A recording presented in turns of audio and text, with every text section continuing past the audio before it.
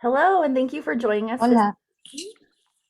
You are at the virtual informational meeting for the I-10 Cedar Avenue Interchange Project. My name is Madison Viola, and I'm with the San Bernardino County Transportation Authority outreach team. And we're going to give it just a couple minutes to let people sign on and get situated. So hold tight, and we will begin momentarily. Thank you.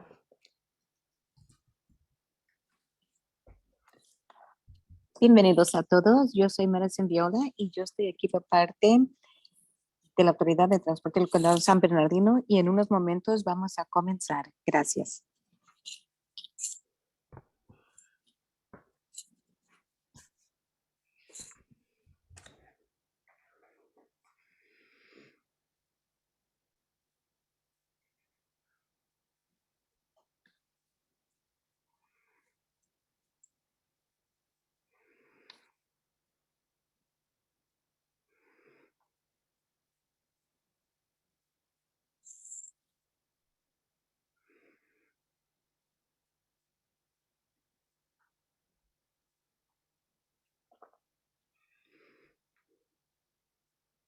We're going to give folks just a minute more to sign on, and then we will start the presentation. Thank you for your patience.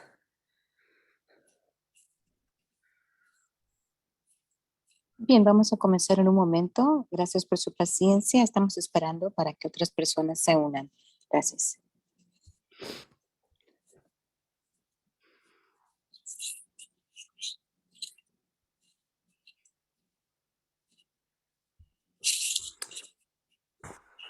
All right, we're going to go ahead and get started. Thank you for your patience and good evening, and thank you for being here. Again, my name is Madison Viola. I am part of the outreach team for the San Bernardino County Transportation Authority. And you are joining our webinar tonight for the I-10 Cedar Avenue Interchange Project. Just a couple items we want to explain before we get underway with our presentation. Like I said, today we will be discussing the I-10 Cedar Avenue Interchange Project. Our webinar will be recorded and posted on our website at sbcta.com/I10Cedar. And for those of you who could not join us live, you can find it there. As part of the webinar feature, your microphone is automatically muted and your cameras are automatically disabled. We'll be using the Q&A function to answer your questions.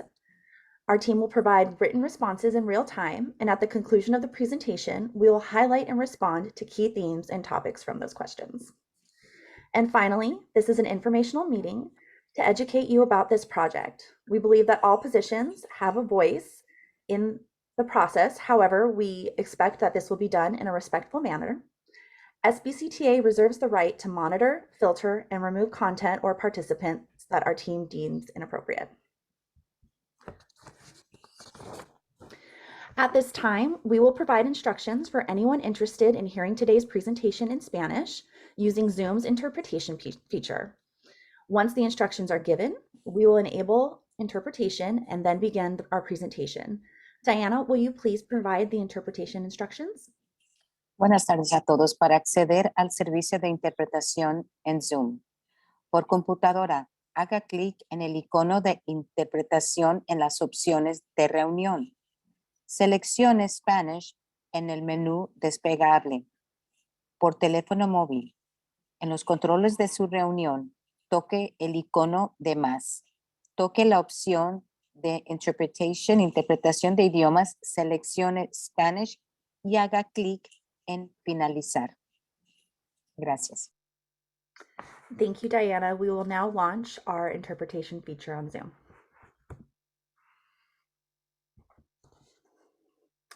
For those of you who may not be familiar with the Zoom platform, the Q&A box can be found on the bottom of your screen.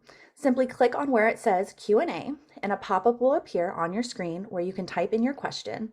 We will respond to questions using this feature and address overall topics and themes at the end of our presentation.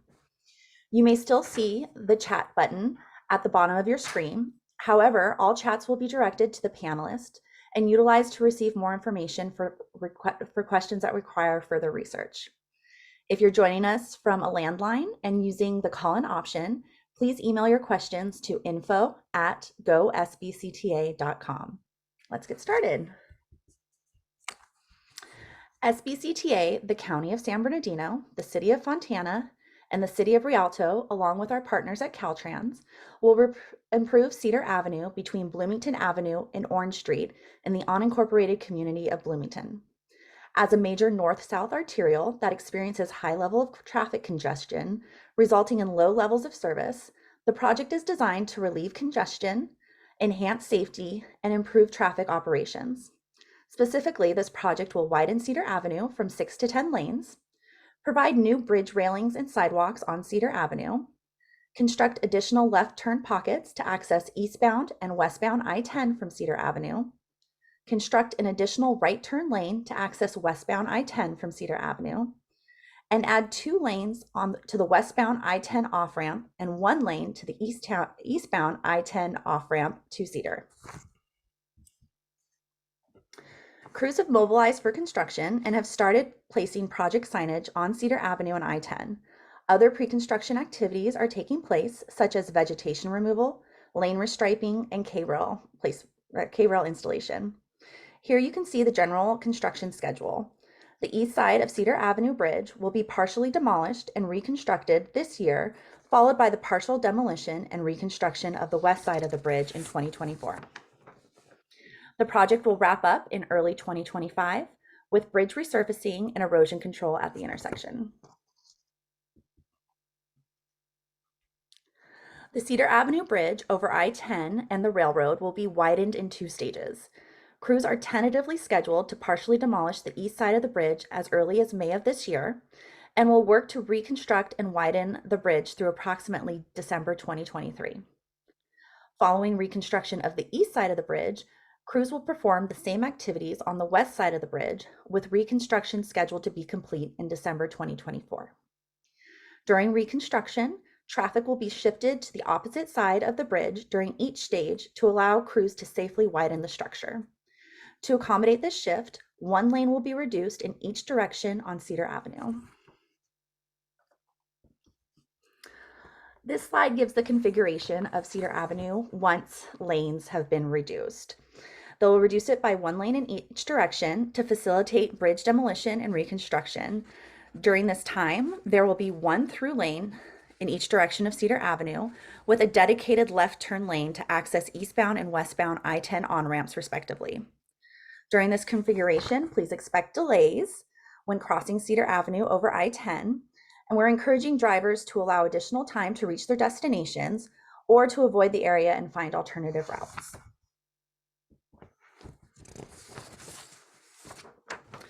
Crews will perform demolition activities during nighttime closure windows, which are normally between 9 p.m. and 5 a.m. For the safety of our crews and the traveling public, the following closures will be in place during these activities. I-10 will be closed 1 direction at a time between Sierra Avenue and Riverside Avenue. Both directions of Cedar Avenue between Valley Boulevard and Orange Street will be closed. And directional Cedar on and off ramp closures will be taking place depending on the side of the freeway that is being closed at the time. Motorists wishing to access the freeway and Cedar Avenue will be directed to use Valley Boulevard to the north and Slover Avenue to the south to either Sierra Avenue or Riverside Avenue. Nightly closures are currently taking place in the project corridor, including freeway lanes and on and off ramp closures to allow crews to safely perform work. These closures will generally take place between 8 p.m. and 5 a.m. with specific eastbound and westbound closure times called out under the first section of this slide.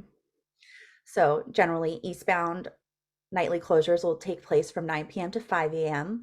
and westbound will take place from 8 p.m. to 4 a.m. I'm sorry, I think I said 5 p.m. in the previous bullet, but it's 5 a.m. This project will also need to perform separate 10-day closures of the eastbound I-10 on-ramp and westbound I-10 off-ramp at Cedar Avenue. There will also be a right turn restriction from Orange Street to Cedar Avenue during the east side bridge reconstruction. The next few slides will show detour maps of the long-term closures on this project. This detour map is for the right turn restriction from Orange Street to Cedar Avenue, which will be in place once crews begin preparing for reconstruction of the east side of the bridge. Drivers will be directed to continue on Orange Street, turn left on Linden Avenue, and left on Slover Avenue to access northbound Cedar Avenue. In March 2024, crews will close the eastbound I-10 on-ramp for 10 days to realign the ramp to tie into the new Cedar Avenue Bridge. Drivers wishing to access eastbound I-10 will be directed to use Valley Boulevard or Slover Avenue to Riverside Avenue to enter the freeway. Similarly, crews will also close the westbound I-10 off-ramp for 10 days in March 2024 to realign the ramp to its new configuration. Drivers wishing to access Cedar Avenue from westbound I-10 will be directed to exit the freeway at Riverside Avenue and use Valley Boulevard to access Cedar Avenue. This is a pretty quick presentation, so we're almost in the home stretch. I wanted to take a moment to go over our public outreach for this project. On the right, you can see an example of our weekly construction alert. These are sent out on Friday afternoons with the upcoming week's closure and detour information, so you are prepared for the week ahead. These are packed with valuable information about key activities, bridge work, freeway lanes, and on and off ramps and city streets. You can sign up to receive these on the project website at go.sbcta.com/I-10 Cedar. In the center slide, you will see a project postcard that we sent out in January to more than 4,000 residents and businesses along the project corridor, alerting them to the start of construction. We'll also develop and distribute neighborhood notices for construction activities that may be disruptive to people who live and work near the project corridor. We have a comprehensive website where you can find all of our project information. And at the top of the page, you can also click on our project Google map, which I will detail more on the next slide. And be sure you're following us on Facebook, Instagram, and Twitter at GoSBCTA to follow along with the project on social media. As we discussed this evening, this project has a number of different operations and activities being performed daily, and as such, closures are required. We encourage you to plan ahead, allow for extra time to reach your destination, or seek alternative routes to avoid the construction area during this time.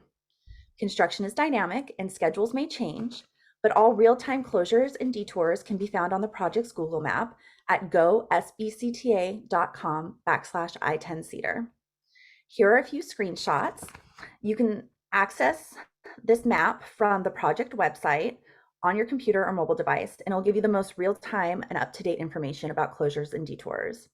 And when you click on an individual icon, additional details appear, identifying the specific closure times as well as the recommended detour that may be convenient for your commute.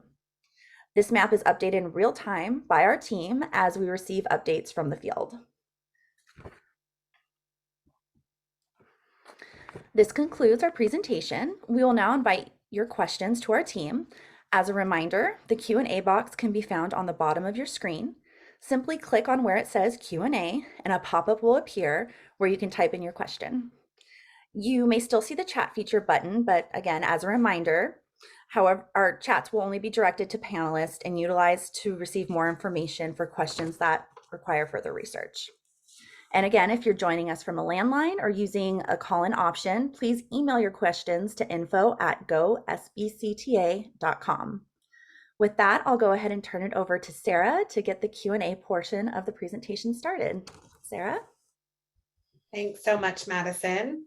It doesn't look like we have any Q&As, but maybe we could introduce Tim Watkins from SBCTA for a moment to say a few words. Tim? Thank you. Just trying to get, my technology side catching up here. Good presentation and obviously very high level at this stage of the game. I think a couple of things, just one, as I heard you saying a few things, sometimes we get lost in some of our own terminology, and K-rail, for those that have not maybe heard that term while it's been out in the universe of transportation construction for some time, for those that live in this community, maybe the first time that they're dealing with a major transportation project. So K-rail are those concrete barriers that protect work zones and help drivers navigate through the construction area while still protecting crews from any particular unforeseen harm that could come their way. So it's those concrete barriers that you see on the side of the road.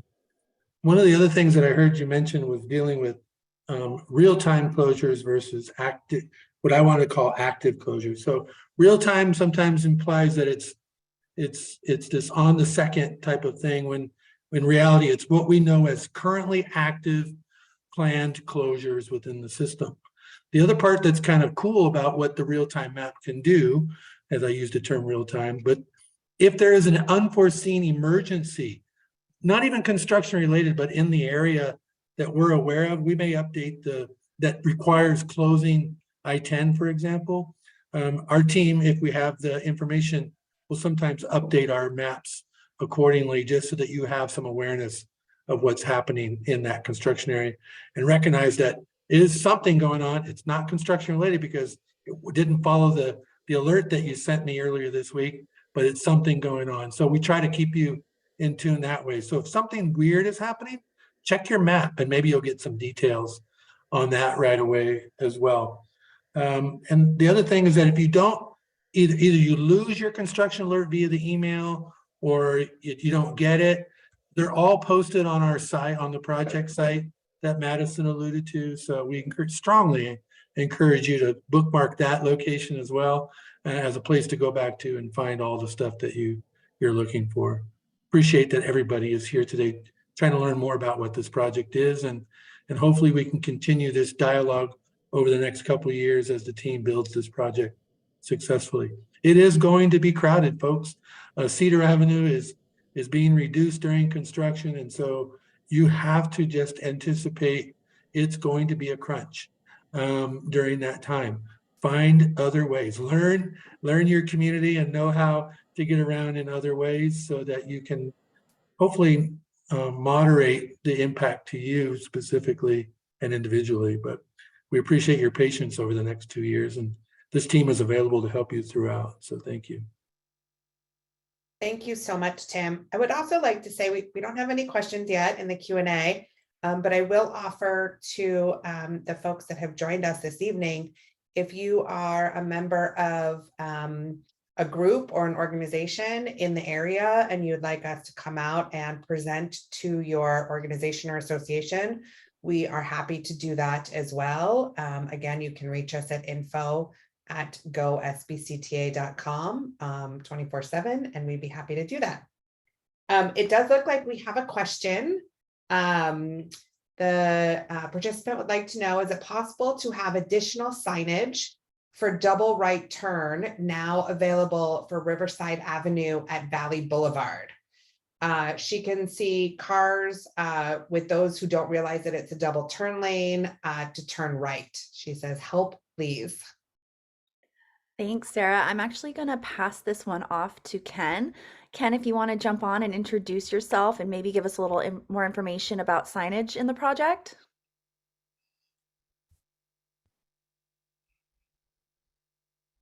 Yes. Yeah, this is Ken Loncharge on the construction management team for WSP and serving SBCTA. That's outside our project limits as far as we do have signage there, but I think that is something that we'll look into that wasn't planned for by the designers. Caltrans is the designer of this project. So that is something we will look at and assess, and it may be a possibility we'll be able to put up additional signage for those who, I don't know if it was a recent change for the double right turn, but that is definitely something we'll look into, and possibly adding additional signage. That's a great question. It is a good question. And Madison, let's follow up with Ms. Salazar if there's ways to get a hold of her and let her know what the outcome of that analysis is. Yes, we just responded to her and asked her to send us her contact information so we can follow up as appropriate. So it looks like there's a business that she's indicating that might contribute to some of that challenge as well. So it's going to be an interesting scenario if there's another traffic inducer, if you will, in that area. So, but we'll look at it. We'll definitely look at it. I know Ken's team will try to come up with some possible solutions that they can present to SBCTA, the city of Rialto as well as Caltrans on how to navigate that to the best that we can to keep flow going. If I can add to that, we recently in my city added a Dutch Brothers, and the first month or two, mayhem everywhere. And I talked to the city where I live, like, what's going on? It's crazy. But they said that their plan, Dutch Brothers knows that the first month or so that they're open, it's like that, and then it dies down. So I guess I'd be interested to know how long that Dutch Brothers has been there, because if it's recently new, it will die down. But if it's been there for a while, because a lot of Dutch Brothers, they're very popular and it may continue. So we will take a look at Dutch Brothers also, but if it's relatively new, over the next month, it'll kind of take care of itself. Thank you. That's a great question, though. And hopefully we don't see a WSP truck in the Dutch Brothers. No, I was going to say SBCTA on the side. Okay. Thank you so much, Ken. Yes. Okay, so we do have another question. It's about sound walls. They want to know how they would find out where sound walls are being built, if they may be being built between their property and the freeway. Yes, there are two sound walls that are going to be constructed, one along the westbound off-ramp and another along the westbound on-ramp. So it's all related to westbound. And the sound wall isn't up near the termini point with Cedar, but more of where it starts off, because we're going to add additional lanes to the off-ramp. It's going to be constructed there, and then the on-ramp is going to be along where the existing trailer park is, just past the storage units up to the park, the city park there. And if I can just add to that, if you would like to go ahead and send us either your phone number or your email in the chat feature on Zoom, we can go ahead and follow up with you. If you want to provide your address, we can let you know exactly where those sound walls are going to be and if your house is covered by one. Perfect. Do you have another question? This one is about bike lanes. Are they adding bike lanes across the bridge or widening sidewalks? There are no bike lanes designated across the bridge. We will have new 5-foot sidewalks on both sides that are ADA compliant. And then, the same path of travel, both sides of the freeway, because Cedar Avenue is going to be expanded to the east as you go south of the freeway towards the school, with new facilities to accommodate the new capacity across Cedar Avenue. Perfect. Then we had another question. It was in the chat, but they wanted to know, will Cedar Place be affected? Yes, a little bit. It'll always remain open, but there will be a retaining wall that'll be constructed to accommodate the widening of Cedar, and then kind of near the cul-de-sac. I mean, Cedar Place is kind of a short street there, but a retaining wall will be constructed on the east side of Cedar Place. Great. So that was a number of questions. Not sure if they're still coming in or not, but we can give it a few minutes. I think, Madison, you may want to talk about how obviously this is recorded and we'll provide it on our webpage if you want to give folks that information. Absolutely. As Sarah mentioned, this is a recorded presentation. We will be uploading it on our webpage in the next 24 hours for those of you who cannot join us tonight. We also encourage you, if you are a member of an organization or if you're here on behalf of your workplace today, go ahead and send that link out to your coworkers, to your fellow organization members, so we can help get this word out, encourage them to sign up for our construction alerts so everyone knows what's going on in the area once we really get going on this project.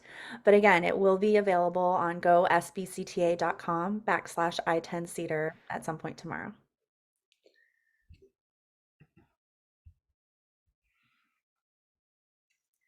I think, oh, We've got one more question. Let's see. This is about the Farmer Boys. Will Farmer Boys or any of the other businesses north of the freeway and west of Cedar be closed during construction? No, I can handle that. No, they will not be closed during construction. Part of the Cedar, the businesses are actually on current city or county property. So it will remain open at all times. And there was some early utility relocations that were performed to lessen that impact further on down the road. So they all will remain open at all times. Including Dutch Coffee, Dutch Brothers. Yeah, well, that's an interchange down, but we will look at that too. We have no construction over there, but additional signage may be in order, and we will take a look at that. Great. We do have another question. This one is about parking. They would like to know, will public parking be eliminated on Cedar Place or reduced? Okay, now, okay. Cedar Place, what I was thinking and talking about later with the retaining wall, it was south of the freeway. But I believe there's also a Cedar Place north from over by the gas station.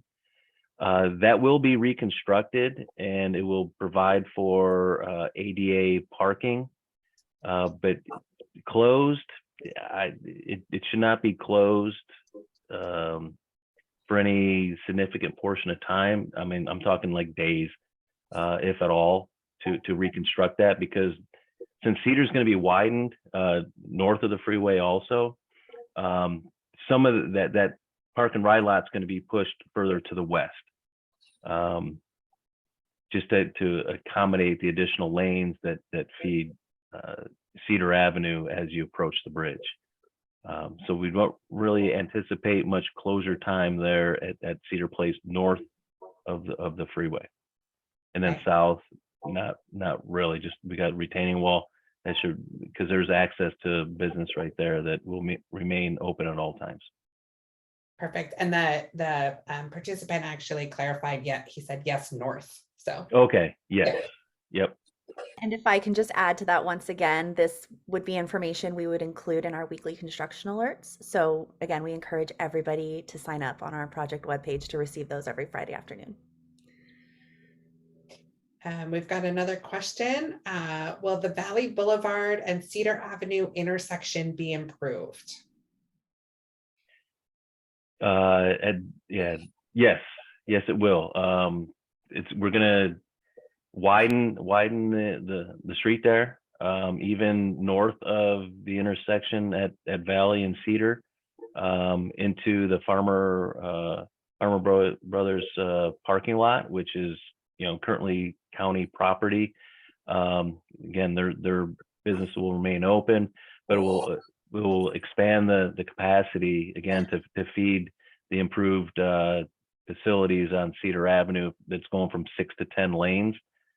So there will be additional capacity there also. Perfect. Okay, we keep getting a couple other questions in. One of the participants wants to know, will there be sensors on the lights at Cedar and Valley? Yes, all the sensors on the lights. Okay, I'm gonna have to look into sensors on the lights, because typically the lights go on and there is a sensor when it light to dark, if that's what you're talking about. I'll have to check on that, but typically there is a sensor for the lights there, unless it's on a timer.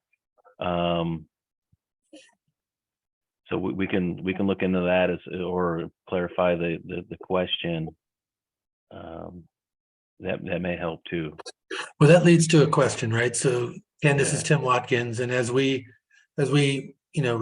modify the bridge configuration during construction, obviously no loops and things of that nature are going to be in play during that time. So is it all just timed signal operation during construction? Okay, okay, so it looks like there's a follow-up there as far as the traffic signal lights. Okay, that helps a lot. Currently, the city intersections, at least to the north, check down here at Slover, are on video detection. So we don't really impact those lights because Slover at least the south portion of Slover does not get increased. The north part, as you go on Cedar, that will be widened. So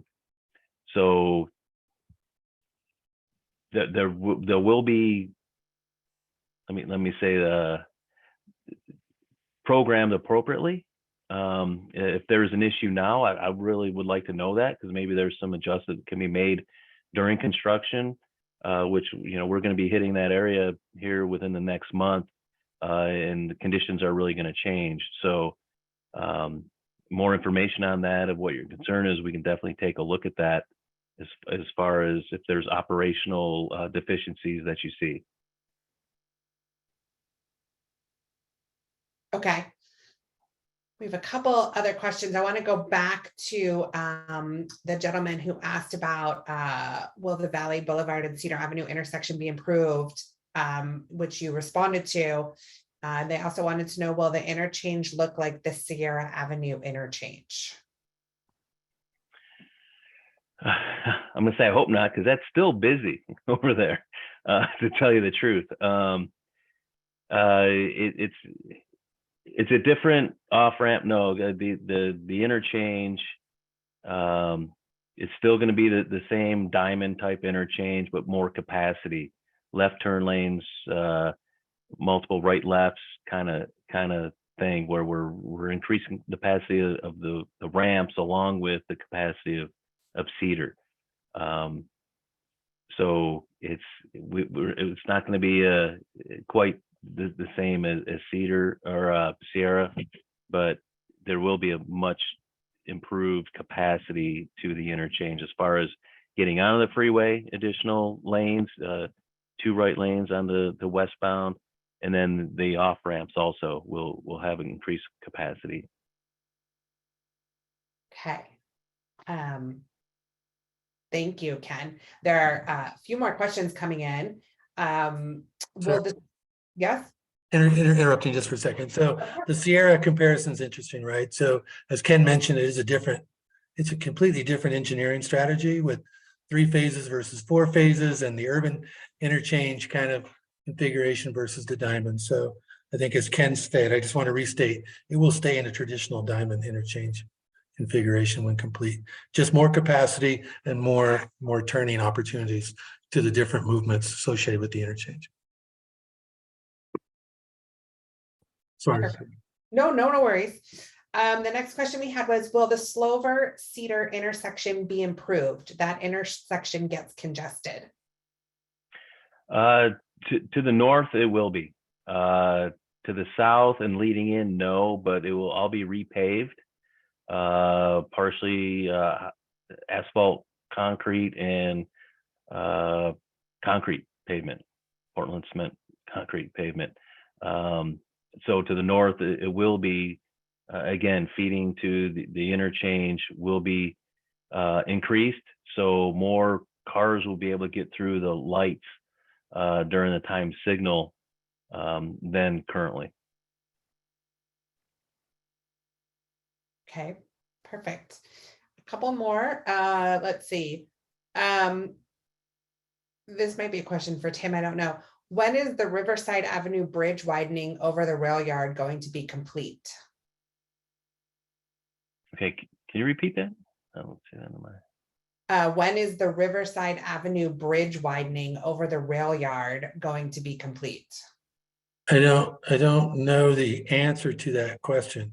Riverside Avenue was improved back in 2011, but I'm guessing this question alludes to that there was not extended improvements over the rail line. I don't know the answer to that question, so we'll have to look into that. Okay.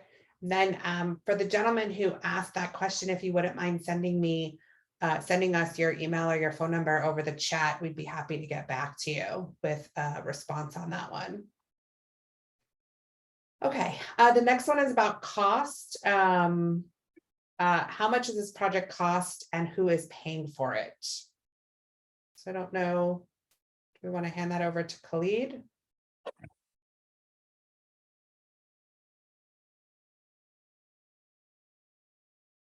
I don't know if Khalid is on.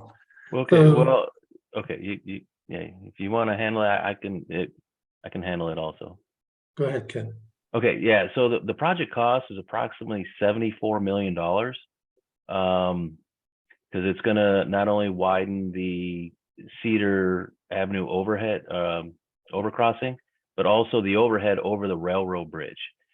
So there's 2 structures being replaced. There's improvements to the capacity for all 4 ramps, and then increasing Cedar from 6 lanes to 10 lanes, and then all the traffic monitoring system involved.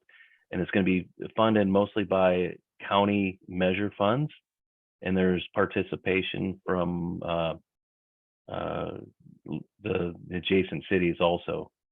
Yeah, let me answer that, Ken. So Okay, there's thank you. sorry, I was on mute. So there's participation from the County of San Bernardino, as well as from City of Rialto and Fontana. They have small participation in the project, but overall it's 70% funded by the Measure I.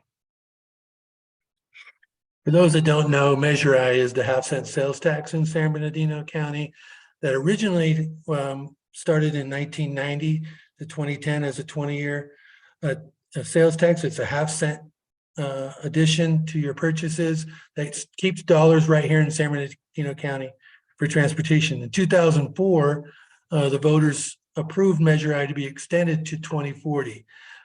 Generating those dollars for transportation improvements right here in the county. Not only direct expenditures, but those dollars also allow us to match federal and state contributions, only expanding the financial opportunities here in this county for transportation. So it's a critical piece of our funding opportunities. It really allows us to do what we do. Without Measure I, a lot of improvements that you have seen over the last few decades just would not exist, and transportation would be even more challenged in San Bernardino County without it. So we appreciate all the voters' foresight to approve that, and it's a critical part of this interchange improvement. Thank you, Tim. The gentleman wants to know, when will we see an artist conception of the interchange? Or a rendering, I guess, rendering of the interchange? I believe our lead image on this webinar showed a rendering of the completed interchange. Is that right, Madison? Correct. Bear with me while I go back to the start. But I believe there are some other perspectives too that there might be available. So is that posted on our project page anywhere? And if not, let's get them up there so people can see. The other renderings up there, of course. There you go. Perfect. Has anybody ever seen Cedar Avenue so clear before? Not since I've been coming through the area. We got a question, how long is this project estimated to take? I believe that schedule slide is the next slide, I'm not sure. Yeah, so a little over 2 years, maybe 26 months, depending on weather, because there may be some weather days where the contractor can't work, or some unforeseen encounterance of what we have to deal with may change. So we're looking at early 2025 if everything goes per schedule, but with, again, weather and something, it may be a month or 2 after that. Just going based upon past construction history of projects. Perfect, thank you, Ken. Next question is, this is about landscape. They want to know if the landscaping will be improved throughout the project site. I think they were talking about the west on-ramp, but overall, the landscaping. Yeah, there is landscape, mostly in the interchange area. As far as the on-ramp, the west on-ramp north. But the west on-ramp, there are older trees, and what we try to do is protect all the existing trees. You know, we only remove trees when absolutely necessary that are in conflict with the work. So we're not planting any new trees, but there is additional landscape that will happen within the interchange areas, and you know, some mulch areas, drought intolerant type species will be planted. But as far as the trees, again, we only remove the trees that are absolutely necessary, that are in conflict with the work. Perfect. Hope I get this question correct, and please forgive me if I ask this incorrectly. They want to know, is an alder overpass stitch in the plans? I can ask for some clarification on that. No, I think so. Alder is a non-ramped crossing. I believe it's to the west of Cedar, and I don't think there's anything in this project scope that touches Alder, right, Ken? Yeah, that's correct. So the question probably then expands onto, what about future plans for Alder, and is there any plans to make it an interchange at some point? And I'm not aware of anything that's currently on the books for that, but also something we can follow up on.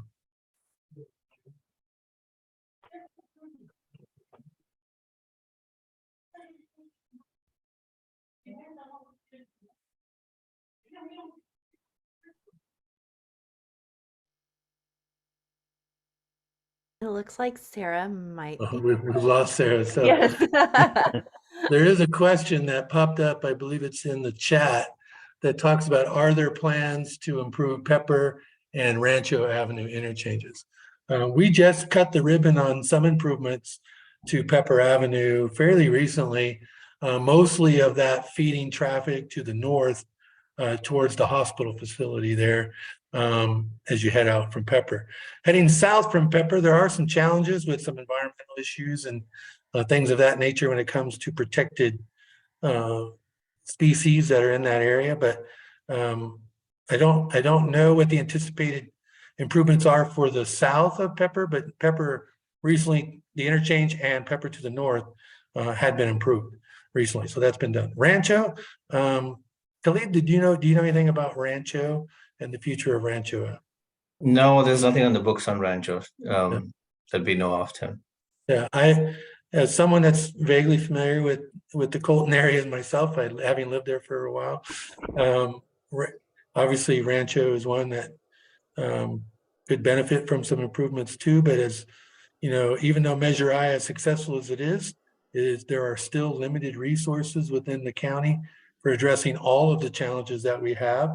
And so then it comes down to prioritizing those.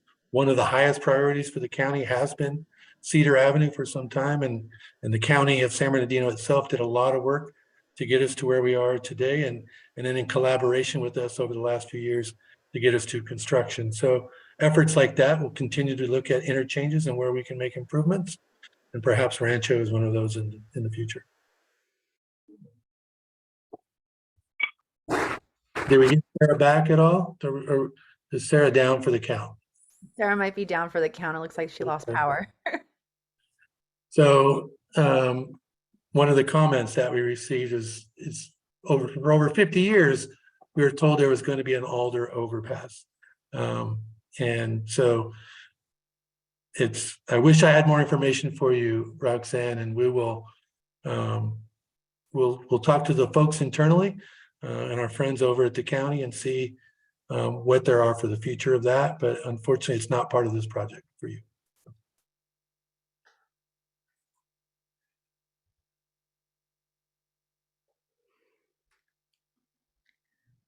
don't see any other questions at this time. Sorry, it's my mouse that you see moving around there. We can give it a few more minutes, just kind of a last call if you have any other questions or comments that you'd like to ask our team. And then we can go ahead and sign off for the evening. But again, if you have any further questions, please go ahead and submit those right now. Yeah, I want to applaud the group that signed in tonight and participated.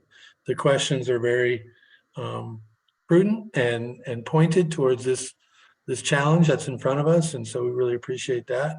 This is an ongoing conversation. It's not meant to just try to, you get us one time and ask now why you got us and then we go away. Our intent is to stay connected to you. There'll be more of these as we progress through the project, especially at different major milestones or transitions within the project as well, that we want you to be aware of definitively, but also for you to have a chance for more questions with us. In between that, our website has opportunities for emailing us at info@gosbcta.com for any questions related to Cedar. So we want to make sure that you know that that's available to you too. But it's been a great group of online. So appreciate everybody being here tonight. Thanks, Tim. I do see a question. Is this the only Q&A session you guys will hold for this project?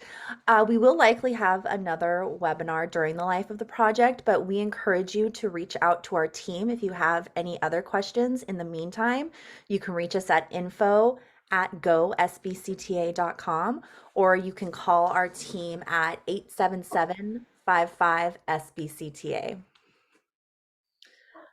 I have another question about how far the sound wall will go.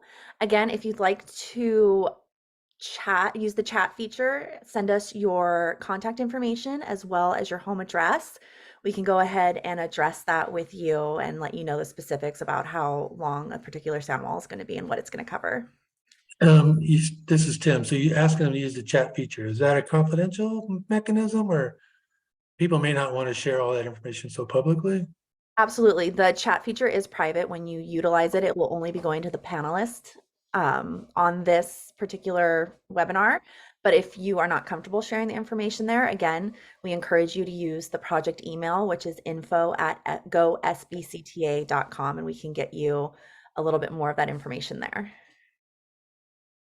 Let's see, I see another question. It looks like someone signed on late. Will the minutes of this meeting be posted anywhere?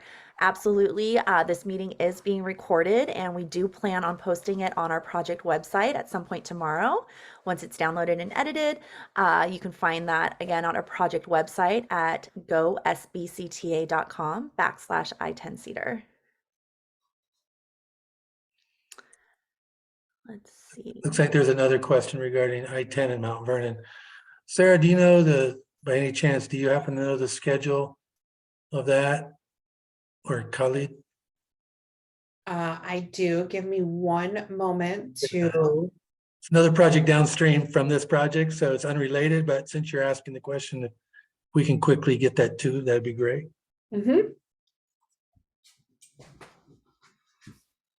Sure. So I have it right here. It looks like anticipation of final design is this summer. And then anticipated start of construction would be winter 2023.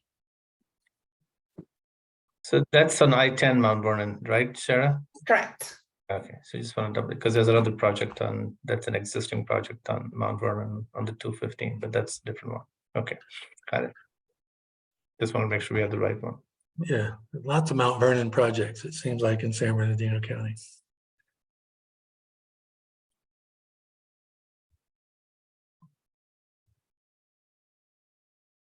It looks like there are some questions in the chat regarding signage.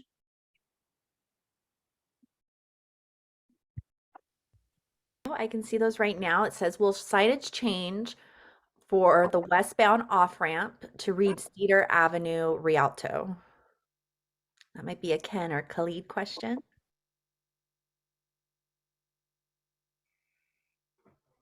Yeah, let me see. On ramp. Is it possible to add signage for the carpool? Am I looking at the right question? Okay, will signage change? There's actually two. The first one is, will the signage change for the westbound off-ramp to read Cedar Ave Rialto? No, it will not. It's still going to be, everything's going to be referenced to Cedar Avenue. Great.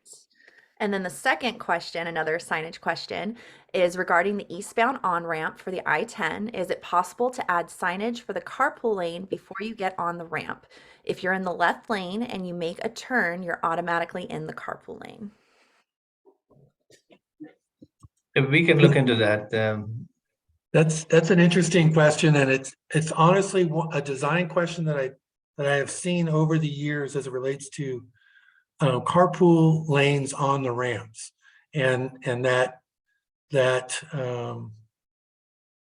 decision is kind of made for you when you're in the outer turn lane. So I understand her question, and definitely something we need to follow up on, because either we need to do signage or we need to redesignate the lane of the ramp, because you do feel like you are inadvertently breaking the rules, if you will, by just making that left turn, and all of a sudden you're in a carpool lane when you're a single occupant. We'll certainly look at that for sure during construction. We'll address that. Yeah. Great, thank you.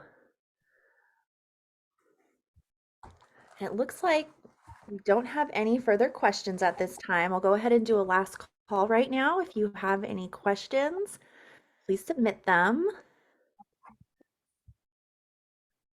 Madison, I think we could probably wrap up and then Yeah. encourage people to continue to communicate with us offline. Absolutely. Let's go ahead and do that. So thank you again for everyone who joined us tonight. We really appreciate your questions and feedback. And just as a reminder, as mentioned before, our staff is always available via phone or email at 877-55-SBCTA or by email again at info@gosbcta.com. Thank you again, everyone, and have a wonderful evening. Thank you. Thank you.